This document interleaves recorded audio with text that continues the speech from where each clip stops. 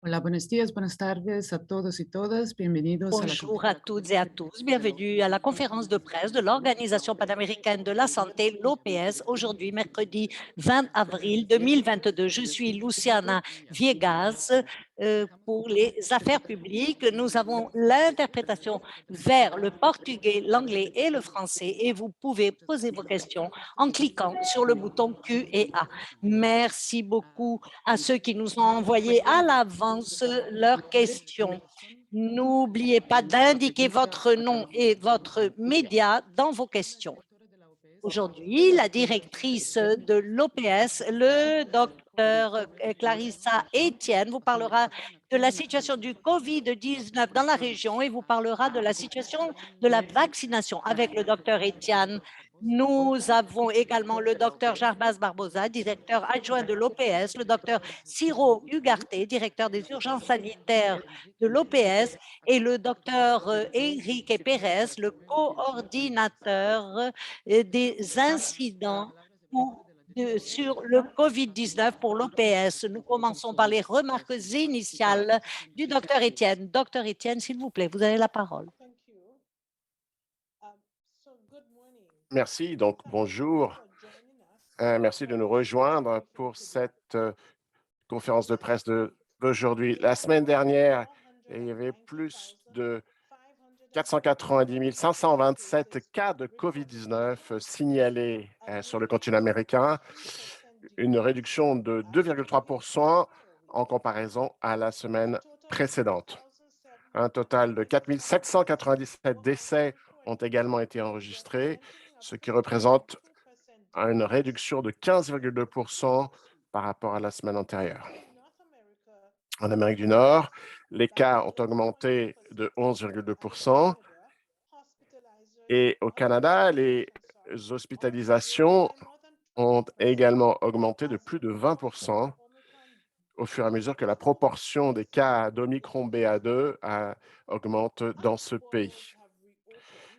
Puisque les frontières ont réouvert et que le tourisme a repris fortement, les cas ont également augmenté fortement dans certains pays de la Caraïbe, comme Saint-Kitts et Nevis, Sainte-Lucie, les Barbades et Saint-Martin, qui connaissent les plus grandes augmentations relatives. Cependant, d'une manière générale, autant le nombre de cas que de décès sont en retrait dans les Amériques. La non-liaison entre les décès et les nouvelles infections montre que les vaccins fonctionnent bien pour protéger des formes graves et de l'hospitalisation due à la COVID-19. Plus de 2 tiers de la population d'Amérique latine et dans la Caraïbe ont reçu 2 doses et de nombreux pays dans d'autres régions ont même une couverture vaccinale qui est parmi la plus élevée dans le monde. Avec la semaine de la vaccination sur le continent américain qui va bientôt arriver, nous pourrions en profiter pour nous féliciter de ces réussites qui sont dues grâce à l'engagement infatigable des soignants, des scientifiques, des responsables politiques et des citoyens dans toute notre région, dont 14 pays ont déjà atteint l'objectif de l'OMS de vacciner 70% de la population avant l'objectif de la date du 30 juin. Et de nombreux pays ont fait beaucoup de progrès depuis le début de l'année. 8 pays et territoires ont déjà vacciné plus de 60% de leur population. Sur les 3 premiers mois 2022, le Nicaragua a augmenté sa couverture de 18%, tandis que le Pérou et la Colombie ont augmenté leur vaccination de 12%, tandis que la Bolivie et le Venezuela ont augmenté leur couverture vaccinale de près de 10%. Mais dans certains secteurs, malheureusement, la vaccination a ralenti ou a même stagné. Dans la Caraïbe, moins de 30% de la population a un schéma vaccinal complet, comme par exemple en Haïti, en Jamaïque, à Saint-Vincent et dans les Grenadines, ainsi qu'à Sainte-Lucie. Et bien entendu, en Amérique latine, au Guatemala, en Guyane et au Paraguay, la moitié de la population n'a pas encore été vaccinée. Nous disposons de suffisamment de stocks de vaccins maintenant pour pouvoir répondre à la demande, où que ce soit dans notre région. Ce mois-ci, le fonds rotatif de l'OPS a fourni plus de 141 millions de doses de vaccins contre la COVID-19 en partenariat avec le mécanisme COVAX et avec le soutien des bailleurs de fonds. Mais nous avons appris que l'offre ne représente que la première étape. C'est la raison pour laquelle l'OPS travaille étroitement avec les pays pour également fournir de l'assistance technique, pour la planification et pour la communication afin de combler les lacunes qui existent encore. Les vaccins contre la COVID-19 fonctionnent et sont très sûrs. Elles protègent la plupart de la population de notre région des pires conséquences de l'infection par la COVID-19. Il nous faut donc étendre ce bénéfice à chacun et chacune dans les Amériques. Et la semaine de la vaccination, entre le 23 avril et le 30 avril, sera la meilleure occasion pour le faire quand les services de santé de toute la région seront mobilisés pour procéder à une campagne de vaccination élargie. Les recommandations de l'OPS vont dans le sens que nous demandons d'abord que les soignants et les chefs de famille profitent de ce moment spécial pour faire vacciner leurs proches et pour garantir elles sont protégées non seulement contre la COVID-19, mais également contre d'autres maladies. Si vous-même ou un membre de votre famille n'a pas encore été vacciné contre la COVID-19, parlez-en à votre partenaire de santé pour éclaircir tout doute ou question que vous pourriez avoir. Ils sont là pour vous aider, pour vous rassurer, vous montrer l'importance de vous faire vacciner. Si vous êtes enceinte, c'est le moment de vous procurer votre dose de COVID-19 en même temps que vos doses contre la grippe ou le tétanos, la diphtérie ou la coqueluche pour vous protéger vous-même et votre bébé contre ces maladies mortelles. Les parents devraient profiter de cette semaine de la vaccination pour faire vacciner leurs enfants contre les maladies de routine et les protéger contre des maladies telles que la rougeole, la polio et la diphtérie. La vaccination est une affaire de famille et cela dépend de nous tous de nous assurer que nos êtres chéris sont protégés. Deuxièmement, nous encourageons les pays à intégrer leurs efforts de campagne de vaccination de la COVID-19 dans leur système d'immunisation routinier. Quand nous avons lancé ces campagnes de vaccination contre la COVID-19, les pays ont déployer leur système d'urgence pour pouvoir faire vacciner les gens contre cette maladie mortelle. Maintenant, nous pouvons nous appuyer sur cette infrastructure et la fusionner avec nos systèmes de vaccination de routine pour que ce soit plus pratique et accessible aux familles, pour qu'elles puissent se faire vacciner contre toutes les maladies d'un seul coup. Ce mois, par exemple, le fonds rotatif de l'OPS a livré plus de 15 millions de doses contre du vaccin contre la grippe à 9 pays de la région. Et donc, des pays comme le Mexique, l'Équateur et la Bolivie travaillent déjà pour essayer justement de fusionner leur campagne de vaccination contre la COVID-19 avec leur campagne de vaccination pour les maladies routinières. Nous apprenons de tous ces efforts. Les pays doivent investir pour recruter des professionnels de santé pour qu'il y ait suffisamment de gens qualifiés afin de pouvoir tenir ces deux bouts. Et nous pouvons continuer à mobiliser des partenaires nouveaux et traditionnels comme les groupes communautaires, les organisations religieuses, les universités ainsi que le secteur privé afin qu'ils soient à l'écoute des inquiétudes de leur communauté afin de développer des stratégies de vaccination ensemble. Et pour terminer, nous exhortons les pays à profiter de cette semaine de la vaccination dans les Amériques pour intensifier leurs efforts pour atteindre au moins 70% de leur population qui serait vaccinée contre la COVID-19. Plusieurs autres pays sont susceptibles d'atteindre cet objectif même d'ici juin si nous profitons de l'élan existant. Et tant que nous tandis que nous sommes en train d'élargir cette campagne de vaccination, il faut nous assurer que nous atteignons les personnes les plus vulnérables, car ce sont celles qui peuvent souffrir les formes les plus sévères de la maladie. Les personnes âgées, les gens qui ont des comorbidités ou des maladies préexistantes, les travailleurs de la santé, les femmes enceintes sont les personnes les plus à risque d'être hospitalisées ou de mourir à cause de la COVID-19. Et c'est encore plus vrai pour les femmes enceintes.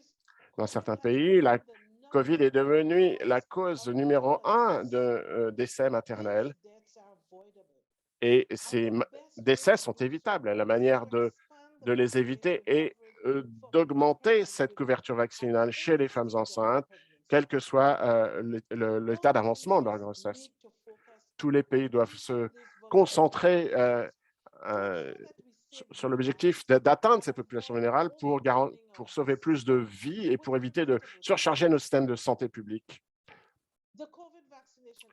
L'effort de vaccination contre la COVID représente le plus grand programme de vaccination de l'histoire. Il nous a montré que nous pouvons remporter cette bataille quand les pays et les populations collaborent pour cette vaccination. Notre région a atteint une haute couverture vaccinale et a fourni plus de 1,770 milliard de vaccins en l'espace de 16 mois seulement. La semaine de la vaccination dans les Amériques qui s'approche, c'est une opportunité de fêter ces progrès et de profiter de nos apprentissages pour sauver plus de vies. Et en même temps, il nous faut continuer à renforcer cette couverture vaccinale pour garantir que les populations propriétaires ont un schéma vaccinal complet et pour éduquer sur les mesures pour garantir leur protection. Profitons de nos connaissances et de notre persévérance pour protéger le plus de gens possible et de sauver le plus de vies possible. Nous savons comment déployer ces campagnes de vaccination et nous ne devons pas perdre notre élan. Merci beaucoup.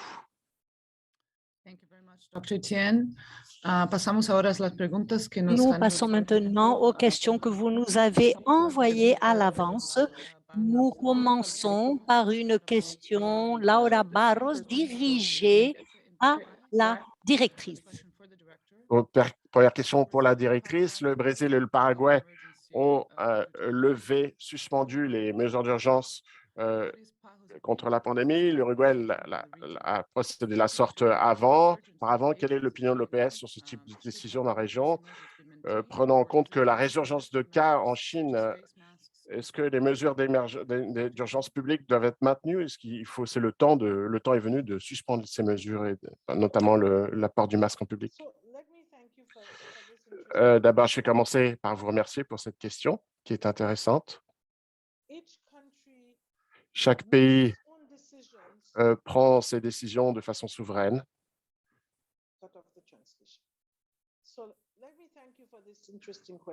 Donc, laissez-moi vous remercier pour cette question. Chaque pays est souverain dans ses décisions et sur la manière de traiter ces mesures de santé sociale liées à cette pandémie. Et l'EPS propose des orientations pour les facteurs qui doivent être pris en compte dans la prise de décision d'une suspension de ces mesures. Le comité d'urgence de l'OMS a déclaré la semaine dernière que la pandémie de la COVID-19 continue à constituer un événement extraordinaire qui affecte toujours de façon négative la santé des populations dans le monde et pose toujours un risque de diffusion internationale et d'interférence avec la circulation internationale des gens et nécessite toujours une réponse internationale coordonnée. Donc, nous sommes toujours dans une situation d'urgence de santé publique de portée internationale et les experts ont conseillé aux pays de se préparer à passer à l'échelle de façon rapide en ce qui concerne les mesures de santé sociale si le taux des hospitalisations et des décès recommence à monter.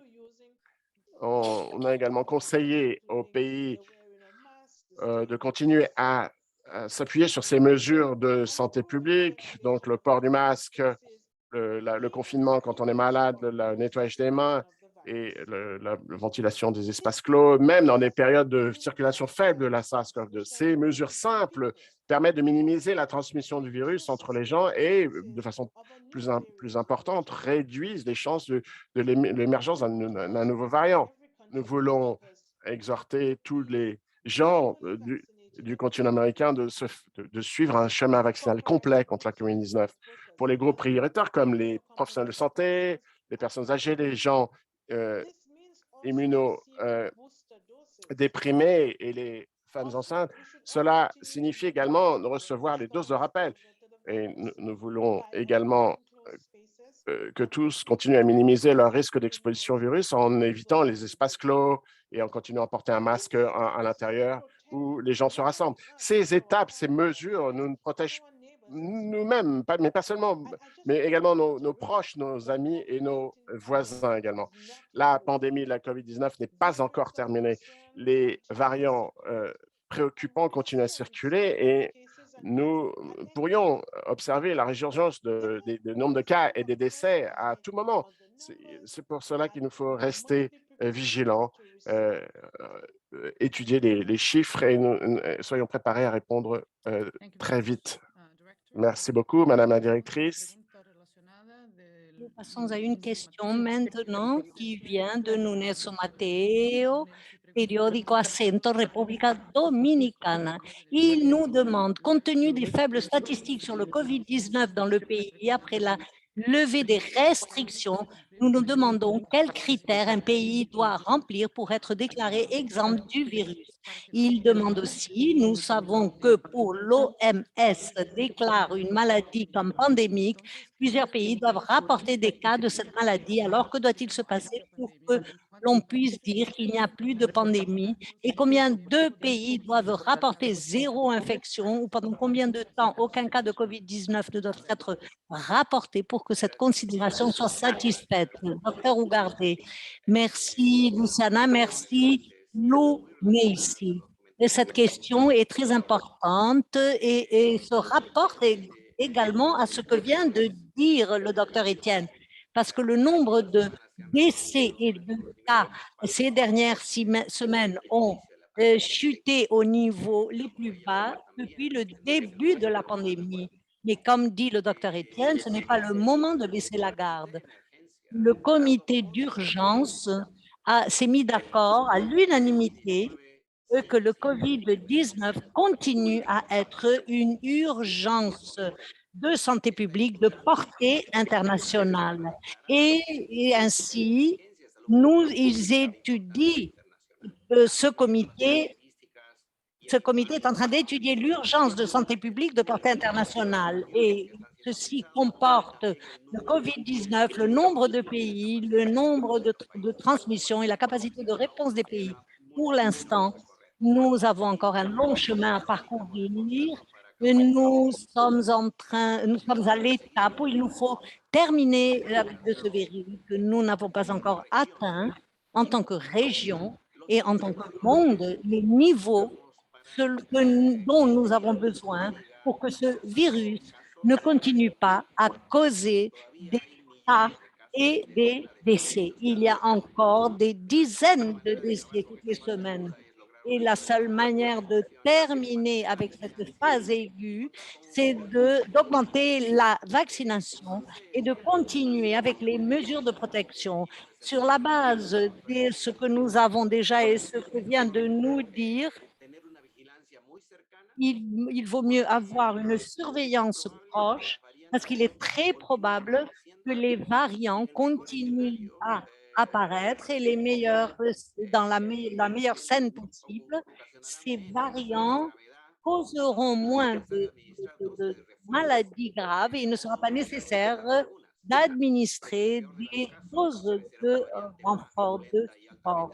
Mais dans le cas où il y ait un variant menaçant, préoccupant, donc nous sommes encore vigilants. Dans ce contexte, par conséquent, il n'y a pas de réponse claire et spécifique à ces questions. Ces questions sont en train d'être analysées par le comité de spécialistes de l'urgence de santé publique et d'autres niveaux de l'organisation étroitement liés au pays.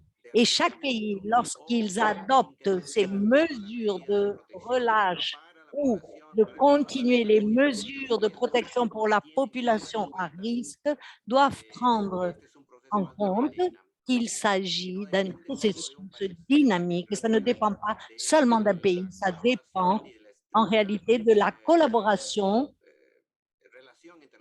et de la relation étroite entre les pays pour partager des informations importantes. L'apparition d'un nouveau variant doit être rapportée immédiatement et les pays qui le rapportent ne devraient pas être sanctionnés ou punis pour ceci. Au contraire, et c'est un processus qui doit exister à un niveau de communauté. Nous voyons que même avec une faible transmission, il y a des cas. Et si nous ne tenons pas compte de ces cas, nous pourrions retourner à des mesures de santé publique. Merci beaucoup, comme cela se passe dans plusieurs pays. Merci, docteur Ugarte. Nous avons une question du Mexique, de Blanca Valadez, qui est reporter du groupe Milenio, qui demande: le Mexique serait en mesure de mettre fin à la pandémie, comme le Brésil et l'Uruguay l'ont déjà fait? Quelles sont les caractéristiques requises pour une décision de mettre fin à la pandémie? Je crois que j'ai répondu déjà à cette question, mais pour élargir un petit peu et approfondir cette question, utiliser le terme pandémie, il s'agit là d'une évaluation qui a un poids très grand et des répercussions assez lourdes dans plusieurs pays. La pandémie ou l'urgence de santé publique de portée internationale comme cela est réglementée par l'organisation internationale, mais il y a aussi une autre question qui est l'urgence des pays. Si le pays a une transmission communautaire basse, une réponse très élevée, un nombre de décès très bas et un nombre de cas, lorsque l'on détecte activement les nouveaux cas qui surgissent, et il y a peu de cas positifs, alors nous sommes dans les mesures de pouvoir déclarer la fin de l'urgence, parce que l'urgence tient en compte des considérations internes au pays et cela dépend de leurs lois et ils peuvent restreindre certaines libertés et certains processus de la communauté qui a supposément un impact social et économique. Donc, il faut peser tout cela. La fin d'une pandémie ne correspond pas à un pays individuellement. La fin de l'urgence correspond, cette décision correspond à chaque pays, comme l'a dit d'ailleurs le docteur Etienne. Merci beaucoup. Nous continuons avec une question qui nous vient du Mexique, Blanca Valadez, du groupe Milenio, et qui est aussi Andrea, et plusieurs autres journalistes, Javier Hernandez aussi, demande. Le président du Mexique, Andrés Manuel López Obrador, a mentionné qu'il avait fait une demande pour recevoir ces doses de vaccin contre le COVID-19 du mécanisme COVAX afin de vacciner les jeunes enfants. Cette demande recevra-t-elle une réponse positive? Combien de vaccins il manque et s'il y a suffisamment de vaccins pour utiliser le seul vaccin qui a été autorisé pour les enfants, qui est le vaccin Pfizer. Docteur Barbosa, merci beaucoup pour cette question. Nous avons reçu 24 millions et 600 000 doses ont été reçues par le Mexique à travers le mécanisme COVAX et il va recevoir encore 3 millions de doses d'AstraZeneca et ainsi cela va remplir les accords et va répondre aux accords que l'OPS a avec le Mexique. Les vaccins pédiatriques de Pfizer vont subvenir aux besoins des pays qui en ont besoin. Pour les pays autofinancés comme le Mexique, le secrétariat de COVAX est encore en train de revoir et de négocier avec les producteurs, auprès des producteurs. Nous espérons que le mécanisme COVAX pourra répondre à la demande du Mexique, mais nous aimerions proposer et également parler aux autorités de l'autre possibilité, c'est de faire les achats à travers le fonds renouvelable d'une manière directe. Je pense que l'intention du Mexique est quelque chose de très important, qu'il s'agit de vacciner les enfants et les adolescents, parce qu'après avoir stratégié les personnes âgées et toutes les adultes et ceux qui courent plus de risques, il faut penser à vacciner les adolescents et les enfants. Et il faut élargir la possibilité de plus de vaccins autorisés pour les enfants. L'OMS, en ce moment, n'a autorisé que le vaccin de Pfizer pour les enfants de moins de 5 ans, Moderna pour les adolescents de plus de 12 ans. Mais les autres vaccins sont en train d'être étudiés. Donc, nous attendons que le mécanisme COVAX puisse répondre aux demandes et aux besoins du Mexique et pourra fournir toute la coopération technique nécessaire au pays pour pouvoir revoir toutes les ambitions concernant la vaccination des adolescents et des enfants. Merci beaucoup. Merci, Dr Barbosa. Nous avons reçu certaines questions sur éliminer, comme par exemple l'utilisation des masques.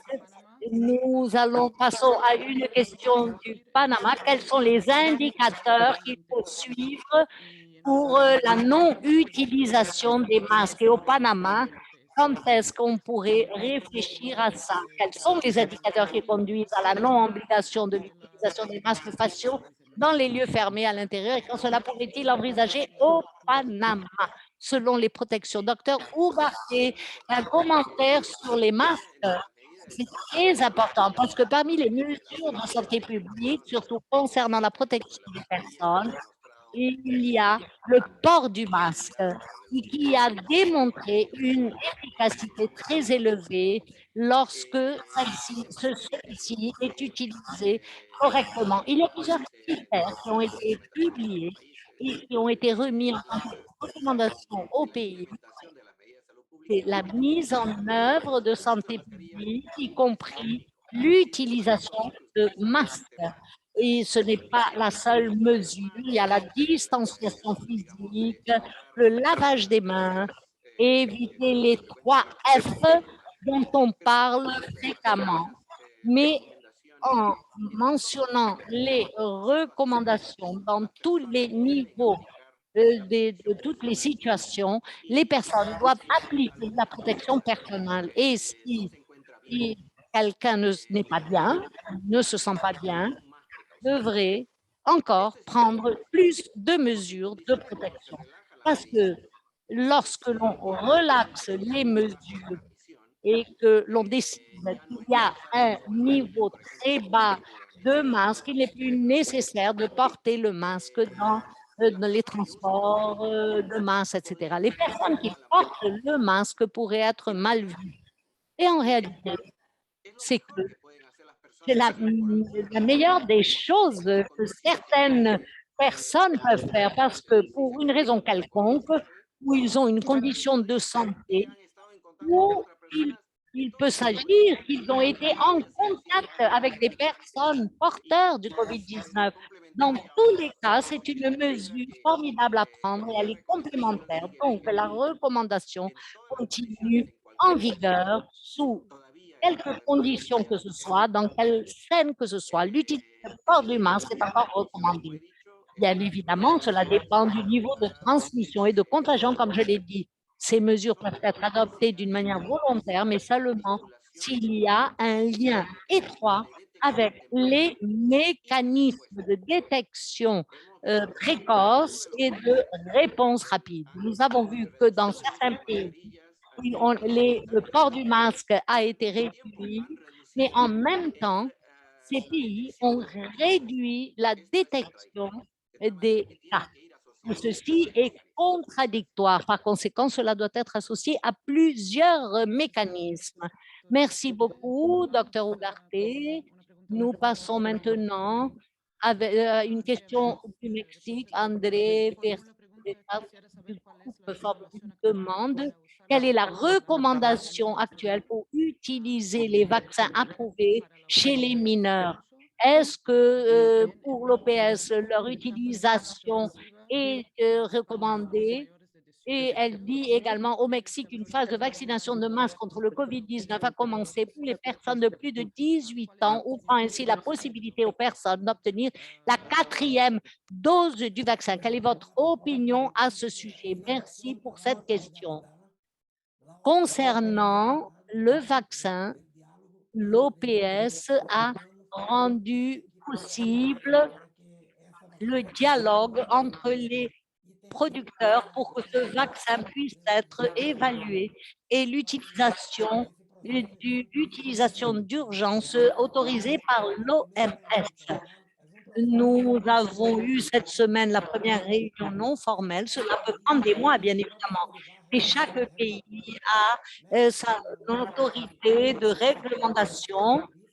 Donc, au Mexique, elle peut évaluer tous les vaccins et autoriser leur utilisation dans leur pays. Donc, la recommandation que je donne, c'est que l'autorité de réglementation sanitaire du pays qui a la capacité de faire l'évaluation et sa recommandation. Nous sommes certains que le plus de vaccins qu'il y a avec l'autorisation de l'utilisation d'urgence par l'OMS, c'est encore mieux. Et maintenant, chaque pays aura son propre mécanisme. Au sujet de la 4e dose, l'OPS et l'OMS ne font pas de recommandations pour la 4e dose. Ceci est en train d'être revu par les évidences disponibles. Nous savons que c'est différent pour chaque vaccin parce que chaque vaccin a une performance différente en termes de sa protection et ceci peut varier concernant de nouveaux variants. Ce que nous avons, c'est une recommandation pour la 3e dose chez les personnes âgées et les immunodéprimés. Merci beaucoup, Dr. Barbosa. Nous avons une dernière question de Melina Ochoa qui nous dit hier, le secrétariat à la santé au Mexique a signalé une réduction de 3 mois des cas des hospitalisations et des décès dus au COVID-19. Quelles sont les perspectives épidémiologiques pour le pays? Combien de temps durera la phase interépidémique que traverse le Mexique? Le pays est actuellement dans sa 2e semaine de vacances. L'OPS considère-t-elle qu'il y aura une 5e vague après ces jours de congé au Mexique? Docteur Pérez, merci beaucoup pour cette question. Oui, en fait, au Mexique, on a observé la réduction continue des cas. Mais néanmoins, rappelons-nous que la semaine du 14, le secrétariat de la santé fédérale a réajusté les cas et ils l'ont enregistré le 7 avril, mais ces cas correspondent à 2021. Il faut analyser l'occupation hospitalière et on peut dire que la préoccupation hospitalière est autour de 6% de l'occupation et avec des lits avec ventilateur, 2% d'occupation. Comme la question a été posée clairement et comme cela a été exprimé, on peut observer une diminution continue concernant les cas actifs. Hier, cette quantité de cas actifs a chuté à 3800 cas. Si on le compare à la semaine précédente, cela correspond à une réduction de 19%. Nous avons une 3e période consécutive où les 32 entités fédératrices du Mexique ont un feu, un sémaphore, un feu vert utilisé d'après les critères du secrétariat fédéral.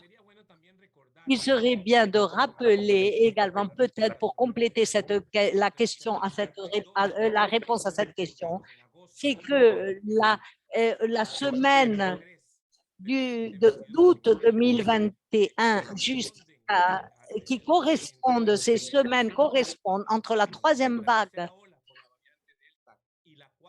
causée par le variant Delta et la quatrième vague causée par le variant Omicron. Le Mexique a eu le plus de cas actifs la semaine du 20 décembre avec 14 000 et quelques cas. Jusqu'à maintenant, il y a 3 668 cas actifs. Ainsi, nous pourrions considérer que le pays se trouve à une période interépidémique. Mais je voudrais répéter ce qu'a dit le docteur Etienne. Il ne faut pas relâcher les mesures sanitaires mises en œuvre dans le pays parce que la stabilité que l'on voit maintenant dans la pandémie, l'augmentation des cas aux États-Unis d'Amérique, la préoccupation, le surgissement d'un variant préoccupant peuvent augmenter un risque pour une flambée à nouveau, une poussée épidémique à nouveau. Donc, relâcher les mesures à la population qui n'ont pas un schéma vaccinal, promouvoir la vaccination sur la population qui se trouve en situation de vulnérabilité et convaincre ceux qui ne sont pas encore vaccinés sont des points fondamentaux. Et je pense avoir répondu à la question de la journaliste Ochoa. Merci beaucoup, docteur Pérez. Nous continuons par d'autres questions sur le chat, sur les masques. Docteur Hugard. Dr. Hogarth, peut-être pour vous, est-ce que vous pourriez dire quelques mots en anglais peut-être de la part de nos collègues à la Caraïbe, une question sur les masques de Steven Civilian, PGD2 Radio à Saint-Martin. Steven demande, puisque vous avez demandé qu'un juge fédéral a enlevé l'obligation du port du masque à bord des avions, qu'est-ce que cela signifie pour les pays qui, depuis ces 2 dernières années, ont essayé désespérément de contenir la diffusion de la COVID, Dr. Hogarth? Merci, Luciana. Merci, Steven. Comme vous le savez, les mesures sociales publiques ont été mises en place depuis 2 ans pour supprimer la transmission de la SARS-CoV-2 et cela inclut, comme je l'ai dit auparavant, des mesures de protection personnelle, la distanciation sociale, éviter des ambiances fermées, une hygiène des mains et le port du masque. Donc, les mesures de protection personnelle, l'une d'entre elles est donc le port du masque. Donc, les responsables politiques dans chaque pays devraient adopter une approche basée sur le risque, l'usage du masque, par exemple, pour le public en général, indépendamment du taux de vaccination ou de taux d'immunisation, dans des communautés, par exemple, suspectes ou dans des clusters, dans des foyers d'infection connus. Donc, s'il y a une transmission communautaire ou une suspicion de transmission communautaire, très clairement, l'usage de masques doit être recommandé par les autorités sanitaires nationales si on emploie cette approche fondée sur le risque. Mais le public en général devrait porter un masque en intérieur ou à l'extérieur, ou en tout cas une distanciation sociale d'au moins 1 mètre n'est pas possible.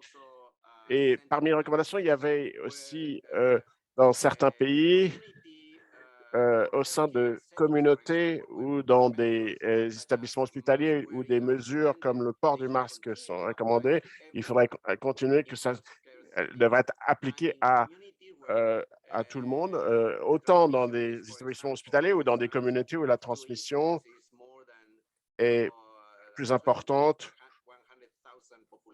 est supérieure à 20 pour 100 000 habitants.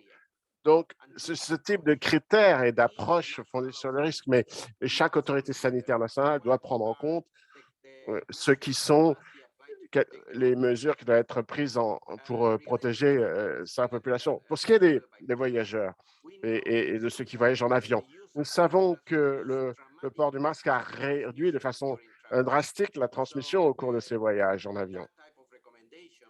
Donc, cette recommandation doit être prise en compte quand on l'applique dans un pays ou dans un autre. Merci. Merci beaucoup, Dr. Hogarth. Nous allons continuer en anglais. Nous allons prendre maintenant la question de Carrie Khan. Elle est la correspondante en Amérique centrale et Caraïbes de NPR. Elle a 3 questions très courtes.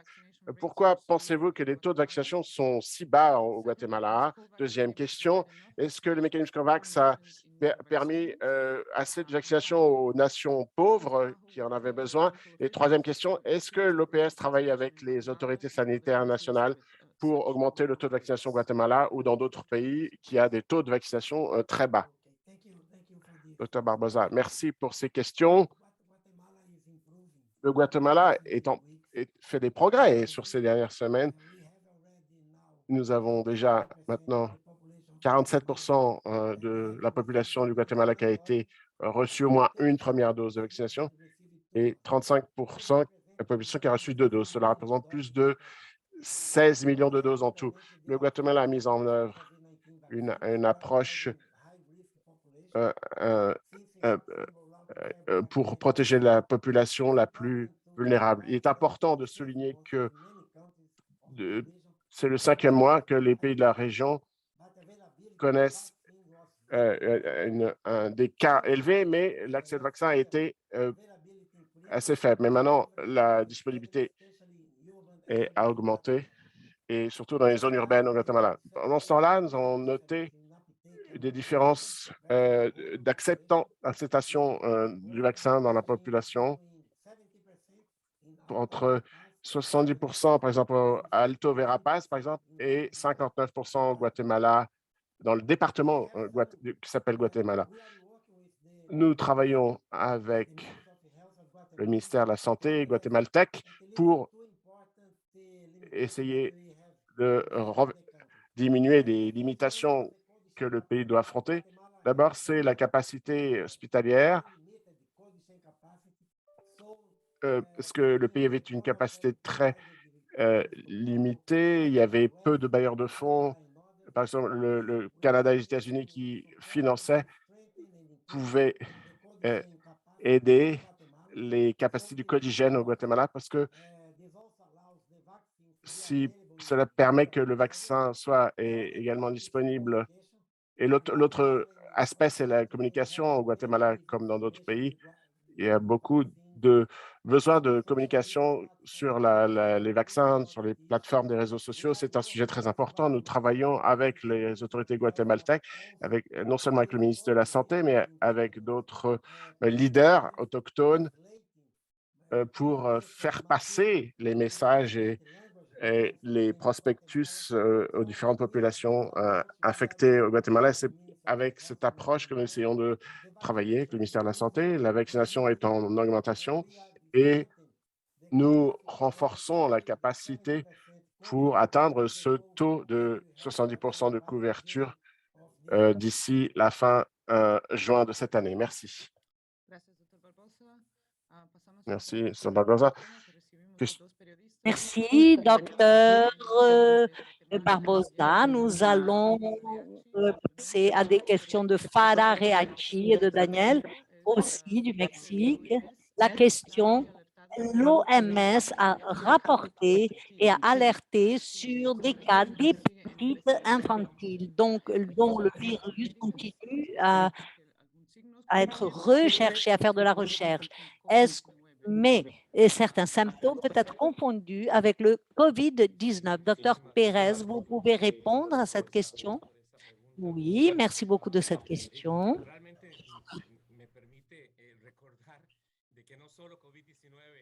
Je voudrais vous rappeler que ce n'est pas seulement le COVID-19 qui peut nous atteindre et nous toucher. Ce conglomérat d'hépatite chez les enfants est un bon exemple. La question est posée sur le risque de confondre le diagnostic. Rappelons-nous que le COVID-19 est une maladie respiratoire qui a une symptomatologie complètement différente de l'hépatite, qui est une inflammation du foie.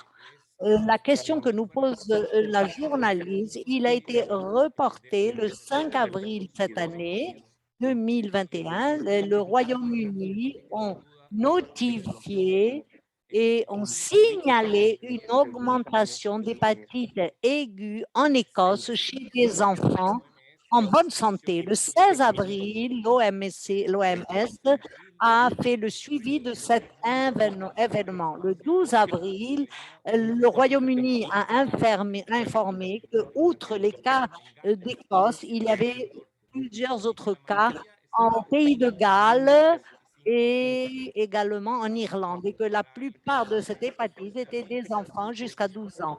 Le 14 avril, l'Écosse a informé que les 13 cas qui étaient en train d'être étudiés et que ces cas étaient liés du point de vue épidémiologique. Ces cas du Royaume-Uni sont présentés comme des cas graves. Certains ont rapporté des douleurs abdominales, de la diarrhée, des vomissements. Et il est important de dire que la plupart n'ont pas eu de fièvre. Les hypothèses initiales pour faire le lien entre ces incidents se concentrent sur des agents infectieux, mais peuvent être une exposition à quelque chose de toxique. Et nous n'avons pas identifié de lien avec le vaccin de COVID-19 et les informations qui ont été rassemblées jusqu'à maintenant. On pose des questions sur les habitudes personnelles, l'alimentation, etc., n'ont pas identifié une exposition en commun. Comme je vous l'ai dit, on soupçonnait qu'il pouvait s'agir de quelque chose de toxique. Par conséquent, les recherches toxicologiques sont encore en cours, mais on pense qu'il est beaucoup plus probable qu'il s'agisse d'une épidémiologie infectieuse. Les laboratoires où on a exclu les virus typiques A, B, C, D, l'hépatite virale et le D, mais sur 11 cas, on a trouvé l'adénovirus. En 13 cas, 5 patients qui sont porteurs d'adénovirus. Ce qui est important ici,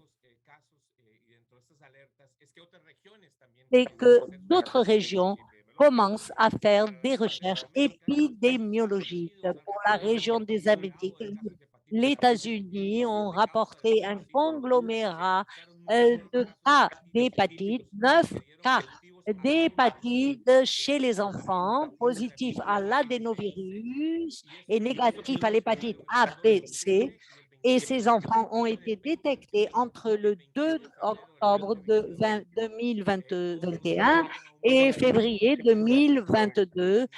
Ces enfants ont été dans les mêmes centres hospitaliers, des enfants entre 1 an et 6 ans, et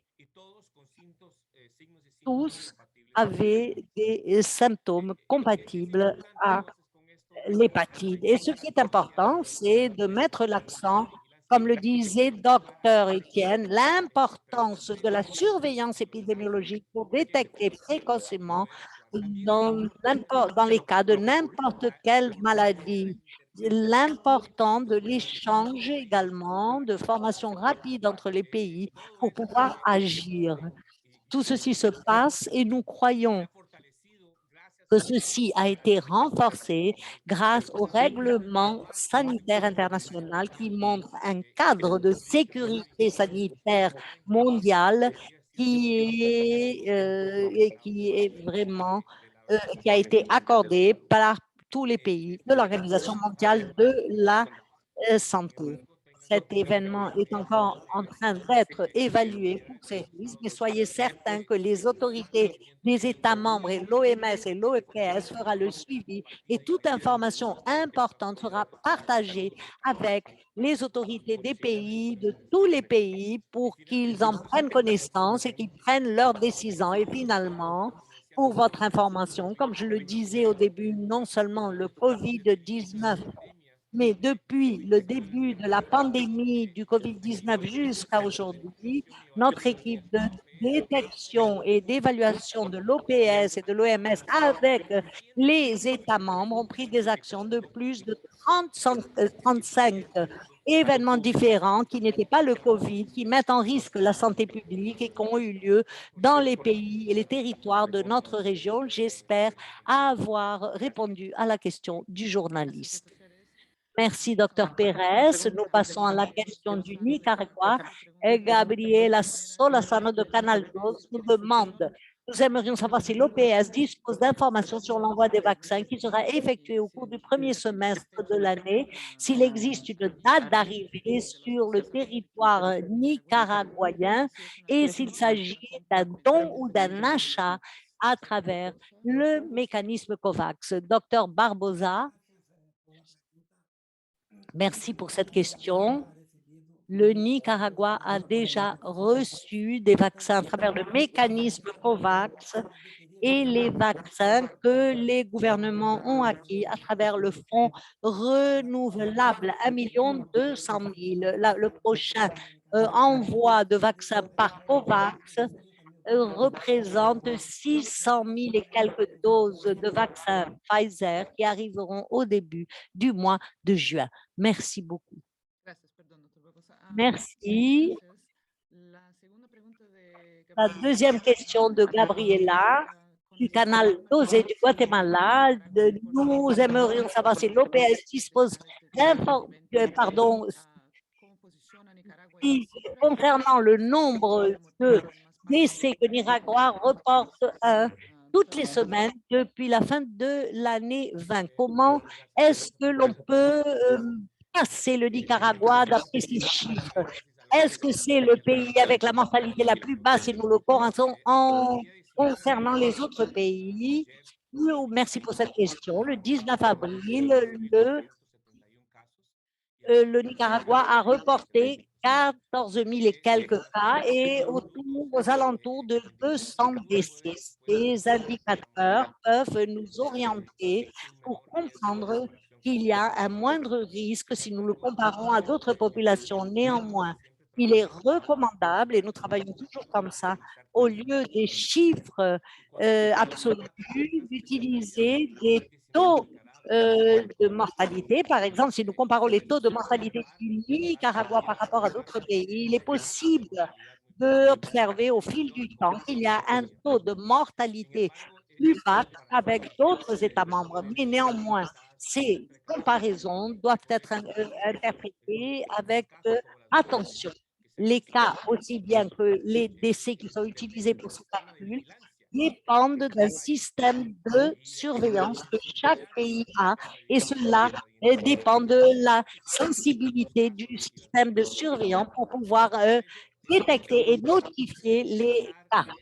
C'est pour cela qu'il est important d'utiliser les guides publiés par l'OMS et l'OPS pour renforcer la surveillance pour le COVID-19. Il y a un dernier guide qui a été mis à jour en février et qui va être publié maintenant. Et dans ces guides, on décrit les fonctions et les considérations pour mettre en œuvre les mesures de santé.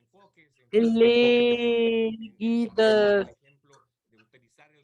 les guides montrent comment utiliser les enregistrements civils pour obtenir les données et également les possibilités d'utiliser des enquêtes ad hoc pour pouvoir déterminer la surveillance et la mortalité rapide. Il y a des guides pour ces aspects et comme pour le cas du Nicaragua, et le nombre de décès par COVID qui qui a lieu dans les hôpitaux et qui informe hebdomadairement au moins Et dans ces données sont informées également la mortalité qui a lieu dans plusieurs communautés, etc. Donc, il est important par conséquent que ce soit clair que les actes de surveillance sont fondamentaux et en outre, ils peuvent être utilisés pour modeler l'excès de mortalité. La mortalité qui a lieu à cause d'effets indirects des systèmes de santé. J'espère avoir répondu à la question de la journaliste. Il nous reste quelques minutes. La prochaine est de Mathias Lowy de Medscape en espagnol. Plusieurs projets sont en cours dans la région pour développer de nouveaux vaccins contre le COVID-19 à un moment où l'on a de plus en plus le sentiment que la pandémie est bien maîtrisée ou en passe de l'être. Est-il judicieux de continuer à faire pression pour de tels développements? Y a-t-il un besoin concret à l'horizon? Docteur Barbosa, merci Mathias pour cette question qui est vraiment très importante. Mathias, je crois qu'il était évident pendant la pandémie qu'il nous a montré la fragilité de la région, non seulement pour la protection de vaccins, mais également de médicaments, de masques, d'équipements, tout ceci se concentre dans quelques pays uniquement. Une décision importante a été au mois de septembre de l'année dernière. Il y a eu une décision du Conseil que l'OPS puisse augmenter ses efforts pour réduire la vulnérabilité de l'Amérique, des Amériques et des Caraïbes. Nous avons lancé une plateforme régionale de production de vaccins et d'autres produits dans la région. C'est une initiative pour augmenter la capacité du développement des vaccins ARN messagers dans la région. Tout ceci, nos propositions ont été sélectionnées en Argentine, au Brésil.